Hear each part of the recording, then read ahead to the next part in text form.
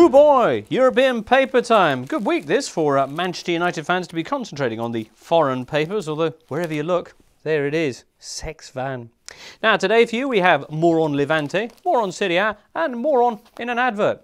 Oh, hang on, that's Raymond Dominic. My mistake. Raymond here saying, on this selection, even the journalists will finally agree with me. Finally has found himself a new job after getting the alley-oop from France, and he's advertising televisions. Interesting choice. Bet the other side's always better, and they get turned over a lot. Yeah. Anyway, on with the news proper. Let's see. Item 1, Levante, the new darlings of the Euro football media, as last week's top Spanish story continued their amazing run. On Sunday, indeed, treating their fans to perhaps their best day ever, winning against local rivals Villarreal and going top of the Liga for the first time ever. As Super Deporte put it on Monday, Super Leader Levante. And even the big papers around the continent have had to take notice. L'Equipe here in France giving them a page, Gazeta 2, much the same, whilst in Spain, Marca magnanimously declare, these 11 men offer us an enormous lesson in humility. AS, meanwhile, whose idea of something with 22 feet that's humbling is a billboard of Ronaldo in his smalls, take a slightly different tack. On Saturday, they'd celebrated Real Madrid going top with a big pic of Ronaldo. So on Sunday, they hailed Levante going top with a big pic of Ronaldo. Levante get a little box there. Poor things, they may not get another chance at the cover. This run is indeed almost impossible for us to continue, says their manager, Juan Ignacio Martinez Jimenez, known as the Rat. We're just not equipped to play game after game like this. Still, as a sport, from just up the coast in Catalonia put it, this magic moment of glory may well pass, but at least when it does, you'll have given Valencia and Villarreal a good kicking. Well, on that note, on to Serie A, where there is indeed an Italian version of the Levante fairy tale taking place. They're called Atalanta. They're named after a Greek goddess. They've made the best start ever by a newly promoted team, and they're now just 1 point off first place in Serie A. Or at least they would be if they hadn't started the season with a 6-point handicap for fixing matches last time around. I told you it was an Italian version. Remarkable stuff anyway from a club that began the season in disarray with their captain banned for 3.5 years.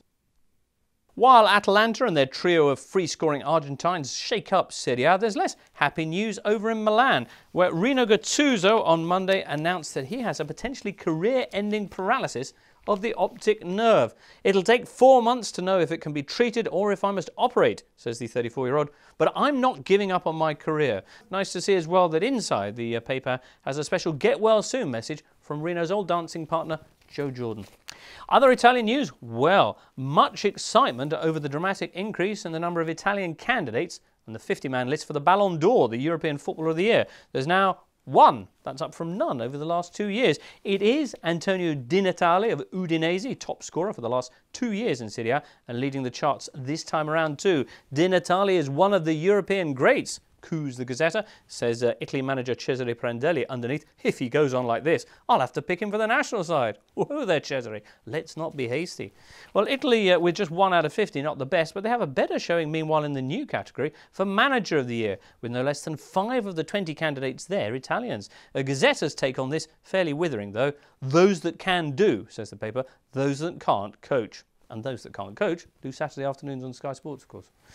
Well, let's finish off with news from Germany, where the big shock last weekend, Bayern conceding their first goal since the start of the season, has been overshadowed by the return of Das Hooligans. Violence marring 2 games this week, and with the problem on the increase, Bild here asking angrily, must we be afraid of going to our stadiums again? And dramatic pictures there of Dortmund's ground, or it might be Balotelli's downstairs loo. The headline, our football is on fire. This after Dynamo fans tore out 200 seats in the stadium, smashed stalls and set toilets on fire in a cup game. There's a joke here about the police having nothing to go on, but this is hardly the time. What are the fans rioting about? They are just vandals, say the police, but intriguingly, there's one banner in the crowd of angry Dresden fans that reads, World Heritage Site, a protest apparently at UNESCO's decision last year to strike Dresden off their list of the world's top areas of beauty after the city's burghers erected an unsightly new bridge. Wow, they get a more esoteric class of writer in Dresden, don't they? What do we want? World Heritage status. When do we want it? As soon as due process at UNESCO allows.